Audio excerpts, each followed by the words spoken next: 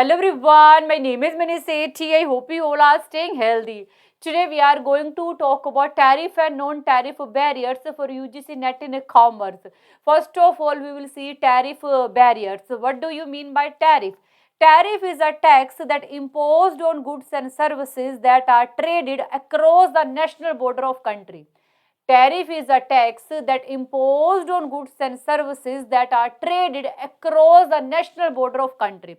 There are so many types of tariff barriers like specific tariff, ad valorem tariff, compound, or we can say the combined tariff, sliding scale tariff, revenue tariff, anti-dumping tariff and protective tariff. One by one we discuss about each. First is specific tariff. Specific tariff is based on weight, length and number of unit of any commodity. Specific tariff based on weight, length and number of unit of any commodity. For example, government imposed 30 rupees as a specific tariff on per liter oil. Second is ad valorem tariff. Ad valorem tariff imposed according to value of a commodity. Ad valorem tariff imposed according to value of a commodity. For example, you import a mobile and value of this mobile is 50,000 and you have to pay 5,000 as a tariff. That means government imposed 10% tariff on the total value of one mobile. It will be called ad valorem tariff because this tariff is based on value of commodity. And compound, or we can say the combined duty, is combination of both. That means in compound tariff we include both specific tariff as well as ad valorem tariff. Next is a sliding scale tariff.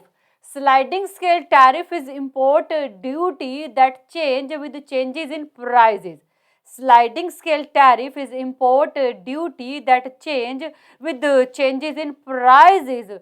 For example, government want to stabilize prices. In order to stabilize prices, government will impose lower import duty when prices increase and will impose higher import duty when prices fall.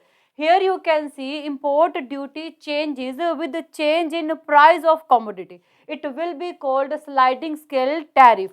Next is revenue tariff. Revenue tariff imposed on imported goods with the purpose of generating income for a government. For example, government imposed so much tariff on luxurious goods in order to generate income for them. Next is anti-dumping duty, or we can say that anti-dumping tariff. This tariff government impose to protect their domestic industries from cheaper foreign goods. Anti-dumping duty government impose to protect their domestic industries from cheaper foreign goods. As we know, China dump, or we can say that sell their low quality product in India at a very lower price. That's why government impose some tariff on China's product. It will be called anti-dumping duty. Next is protective tariff. Protective tariff are taxes, or we can say duties or any fee that government impose on foreign goods in order to protect their domestic industries, reduce competition with foreign businesses and generate more revenue for their domestic countries. For example, high tariff on imported textile to protect domestic manufacturers, tariff on imported agriculture goods to support local farmers, and tariff on imported electronics components to encourage domestic production of electronics are example of protected tariff. Now we see non-tariff barriers. Non-tariff barriers are quota system, voluntary export restrictions, product standards, embargoes, labeling and testing standards, specific permission requirement and some other non-tariff barriers. One by one we discuss about each. First non-tariff barrier is a quota system. Under quota system, government impose restrictions on quantities of goods. Under quota system, government impose restrictions on quantities of goods. For example, you are continuously importing a mobile from China and selling in your own country. Now government will impose a restriction on quantities. Government will said you can import only 1 lakh quantities, not more than it. It will be called quota system. Second is voluntary export restriction. That means exporting country voluntary restrict, or we can say that exporting country voluntary reduce their export because importing country is requesting or making some pressure. For example, Japan was agreed to reduce export of their car in USA during 1980, when USA government make pressure on Japan because they want to protect American car industry. Next non-tariff barrier is product standard. Most of developed countries impose some product standard for imported goods. If product is not according to their standard, then it will not allow in their country.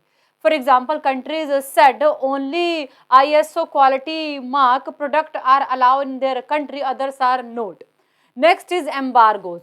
Under embargoes, countries officially ban trade and other commercial activities with other countries. Under embargoes, countries officially ban trade and other commercial activities with some countries. For example, USA imposed a trade embargo on Cuba in 1960. That means trade and investment are banned between countries. Next non-tariff barrier is labeling and testing standard. Sometime in order to prevent importing countries deliberately set very complex labeling and testing standard. Obviously, if you are not able to go according to their standard, then they will not allow import. Specific permission requirement. Sometime in order to prevent import, countries deliberately set very complex, costly and time consuming procedure for getting license. Next non-tariff barriers are health and safety regulation, technical formalities, environment regulation. If you are not able to fulfill all these conditions, then obviously country will not allow import. So this is all about tariff and non-tariff barriers. I think you got it, and thank you so much for watching this video. Bye, take care.